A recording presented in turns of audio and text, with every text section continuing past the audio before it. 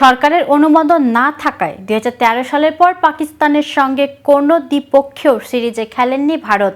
পাকিস্তানে খেলতে যাওয়া তো দূরের কথা, এ সময় দুই দল মুখোমুখি হয়েছে শুধু আইসিসি ও এসিসি টুর্নামেন্ট এবং নিরপেক্ষ ভেন্যুতে।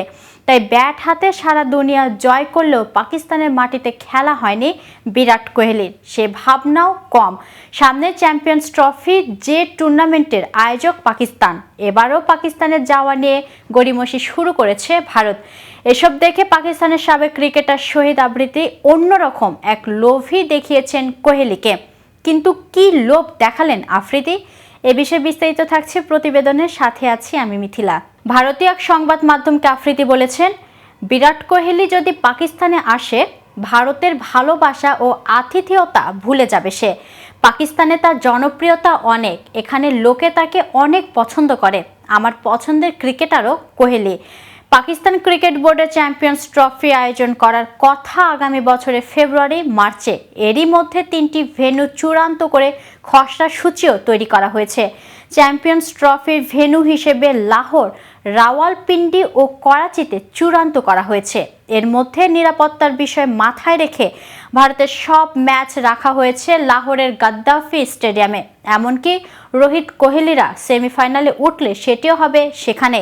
তবে ভারতীয় সংবাদ মাধ্যমগুলোর খবর, আইসিসি চ্যাম্পিয়ন্স ট্রফি খেলতে পাকিস্তানে যাবে না ভারত। এর বদলে নিজেদের ম্যাচগুলো সংযুক্ত আরব আমিরাতে, দুবাই বা শ্রীলঙ্কায় খেলতে চায় তারা। চ্যাম্পিয়ন্স ট্রফির মূল কর্তৃপক্ষ আইসিসির কাছে এমন অনুরোধই করতে যাচ্ছে ভারতের ক্রিকেট বোর্ড বিসিসিআই। তবে পাকিস্তানের সাবেক ক্রিকেটার আফ্রিদি ক্রিকেটকে রাজনীতির বাইরে রাখার অনুরোধ করেছেন।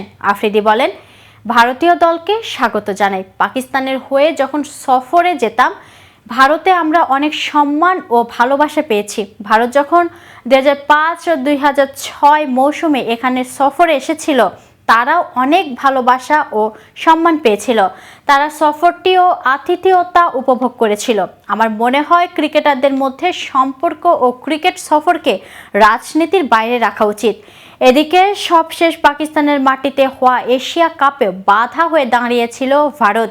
পরে শেষমেশ বাধ্য হয়ে ভারতের ম্যাচগুলো পাকিস্তানকে আয়োজন করতে হয়েছিল শ্রীলঙ্কায়, যার ফলে লাভের বদলে লোকসান গুনতে হয়েছিল পিসিবিকে।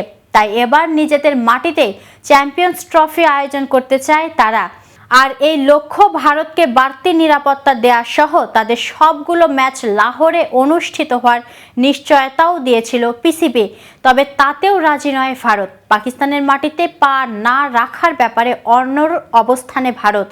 সবশেষ 2008 সালে মুম্বাই সন্ত্রাসী হামলার পর কখনোই পাকিস্তানে পা রাখেনি ভারত। যদিও ওই ঘটনার পর 2013 সালে ভারত সফর করে গেছে পাকিস্তান। এরপর আইসিসি ইভেন্টে অংশ নিতে বেশ কবার ভারতে পা রেখেছে পাকিস্তান ক্রিকেট দল। সবশেষ ওয়ানডে বিশ্বকাপে ভারতের মাটিতে খেলে গেছে পাকিস্তান। তবে ভারত নিজেদের অবস্থান বদলায়নি, স্বাভাবিকভাবেই তাই নতুন করে ভাবতে হচ্ছে পাকিস্তানকে।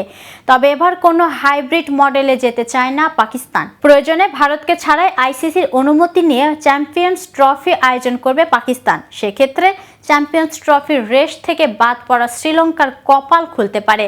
সবশেষ ওয়ানডে বিশ্বকাপে বাংলাদেশের বিপক্ষে হেরে চ্যাম্পিয়ন্স ট্রফির রেস থেকে ছিটকে যাওয়া শ্রীলঙ্কাকে ভারতের জায়গায় আমন্ত্রণ জানিয়ে 8 দল নিয়ে নিজেদের মাটিতে চ্যাম্পিয়ন্স ট্রফি আয়োজন করার কথা ভাবছে পাকিস্তান।